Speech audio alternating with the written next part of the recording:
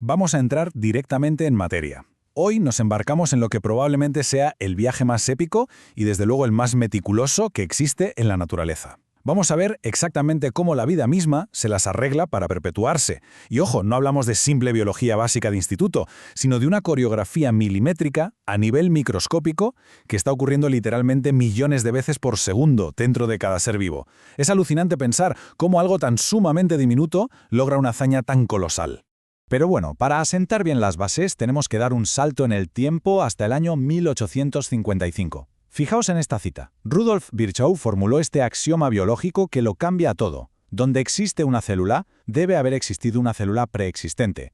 Omnis cellula ex cellula. Parece un concepto súper sencillo, ¿verdad? Pues es la base absoluta de todo crecimiento, de toda curación y de la reproducción en nuestro planeta. La vida sencillamente no aparece por arte de magia de la nada, es una cadena ininterrumpida de divisiones.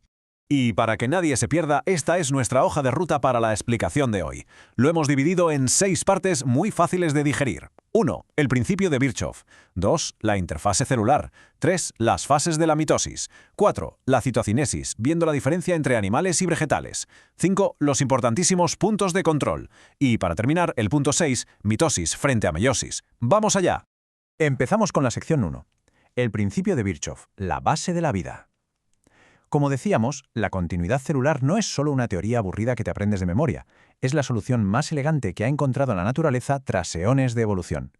Es su manera de asegurarse de que los organismos sobrevivan y, lo más importante, prosperen a lo largo del tiempo. Y esto que vemos aquí ilustra perfectamente a qué me refiero. La división celular es como la navaja suiza definitiva de la biología. Sirve absolutamente para todo. Permite que un organismo unicelular entero se reproduzca, sin más, dividiéndose en dos. Permite que un organismo hipercomplejo como nosotros crezca y se desarrolle a partir de un solo óvulo fecundado. Y claro, también se encarga de la renovación de los tejidos, es decir, cura nuestras heridas y reemplaza constantemente las células desgastadas. Todo, absolutamente todo, nace de ese principio tan básico. Pasamos a la sección 2. Interfase, preparación y crecimiento. Hay un mito bastante extendido de que cuando una célula no se está dividiendo, está descansando. Pues la verdad es que nada más lejos de la realidad. Durante esta etapa, la célula es como una inmensa fábrica de altísima tecnología trabajando a pleno rendimiento, reuniendo recursos, acaparando energía y preparándose de forma súper meticulosa para una expansión a gran escala. Mirad, este gráfico circular de aquí revela algo interesantísimo, y es que la célula pasa la inmensa mayoría de su vida en esta etapa de interfase, no dividiéndose. Vemos que empieza en la fase G1, donde la célula literalmente se hace más grande y fabrica nuevas proteínas, luego pasa a la fase S, que es absolutamente vital porque ahí es donde replica su código genético, y finalmente entra en la fase G2, dando los últimos retoques y acumulando toda esa energía necesaria antes de dar el salto definitivo. A ver. Si hacemos un poco de zoom específicamente en esa fase S de la que hablábamos, nos encontramos con un momento súper crítico. Antes de este punto, cada cromosoma tiene una sola molécula de ADN, pero tras la duplicación, cada uno pasa a tener 2 cromátidas hermanas que son idénticas y que además están unidas fuertemente por esa región central que llamamos centrómero. Básicamente es como hacer la copia de seguridad perfecta de todo tu sistema, lista para ser repartida. Y llegamos a la sección 3, las fases de la mitosis. La prueba definitiva. Todo ese inmenso trabajo previo, toda esa preparación de nuestra fábrica celular, desemboca en un evento físicamente dramático. Aquí la célula deja atrás la fase de preparación y entra de lleno en la mitosis. Es una prueba brutal donde literalmente no hay margen para el más mínimo error. Fijaos que aquí el ritmo de la explicación se acelera, porque el ritmo biológico también lo hace de forma drástica. La célula tiene que ejecutar ahora de manera impecable estos 5 pasos secuenciales: profase, prometafase, metafase, anafase y telofase. Cada milisegundo desde que empieza el proceso hasta que se reconstruye la célula es, sin exagerar, un triunfo absoluto de la ingeniería de la evolución. Si miramos estas primeras imágenes, podemos ver cómo arranca el proceso. En la profase, la cromatina, que antes era como una especie de maraña desordenada en el núcleo, se condensa muchísimo y hace que podamos ver esos cromosomas tan gruesos. A la vez, se empiezan a montar unos cables tensores conocidos como el huso mitótico. Luego, al llegar a la prometafase, la envoltura que protegía el núcleo se rompe en pedazos, dejando vía libre para que los microtúbulos del huso interactúen directamente con los cromosomas. Así llegamos a la gran alineación. En la metafase, todos se colocan en el centro perfecto, en la placa metafásica. Es, literalmente, la calma antes de la tormenta. porque de repente estalla la anafase. Un tirón rápido, cargado de muchísima energía, separa con fuerza las cromátidas hermanas y las arrastra hacia los polos opuestos de la célula. Una vez que el ADN está a salvo a cada lado, entramos en la telofase, donde todo vuelve a la calma y el núcleo empieza a reconstruirse alrededor de ambos paquetes genéticos. Sección 4. Citocinesis. Animales contra vegetales. Ya tenemos dos núcleos perfectamente formados, sí, pero dentro de una sola célula alargada. O sea, el trabajo no ha terminado. Hay que dividir físicamente la estructura en dos.